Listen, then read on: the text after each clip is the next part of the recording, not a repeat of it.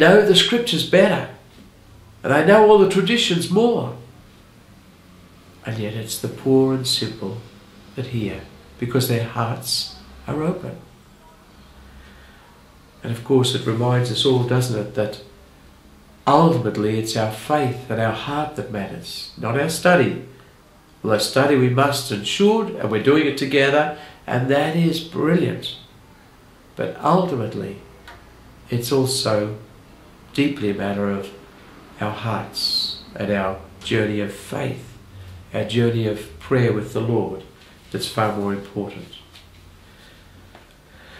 And Jesus then says, don't go to them, the Pharisees and the scribes, because you're going to get a lot of burdens. Come to me, and I'll give you rest. I'll give you rest. Now the word rest doesn't mean let's flake down and do nothing. It means, the sense of this word in Greek is, when you come, you're on the journey through the desert, and you come to a beautiful oasis, and you have a refreshing break. It's fantastic. I'll give you that wonderful sense of freedom and joy. The burdens won't be with you. Also, there's a connection with the Sabbath rest. The Sabbath, a day of rest. A day where we think about the broader things in life rather than our day-to-day existence. This Messiah is gentle and humble in heart. Gentle and humble in heart. That's saying who he is. And of course, when we look at the Pharisees and the scribes, and all the things they say about the tradition of the elders and all of that, that's so far from what Jesus is saying at this moment. Everything ultimately is an affair of the heart. I won't move into chapter 12, just to say this. In chapter 12 we see that Jesus is Lord of the Sabbath. And the Pharisees don't like it. Jesus then is proclaimed as the healing Messiah. There's this long quote from Isaiah chapter 42 which tells us who he is, and it's quite beautiful. Here is my servant whom I have chosen.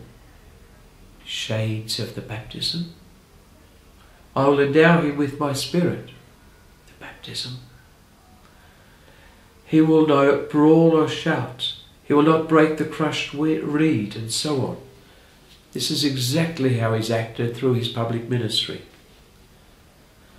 And then there's the two kingdoms, Jesus and Beelzebub, where the whole thing comes out into the open. The conflict between the kingdom of Satan, with the spokespeople, if you like, of the scribes and Pharisees, and the wonderful, gentle kingdom of Jesus, the Nazarene. And now the final thing I want to do is just to say, okay, we've actually finished the first part of the Gospel now, the first half, if you like, of the Gospel, chapters 1 to 12. On our second handout, which you might have, or we might do something within this talk to let you see this. Again, it's the chiastic order. We've got that new wonderful word, haven't we? And so the first part of the story and the last part give us this. The first part, if you remember, the first part is Jesus as the Messianic King. But the last part is Jesus as servant King, humble King. Number B, the second part is there's a conflict. This is way back in chapter 2 with the Magi and everything and Herod. A conflict with the kingdom of this age.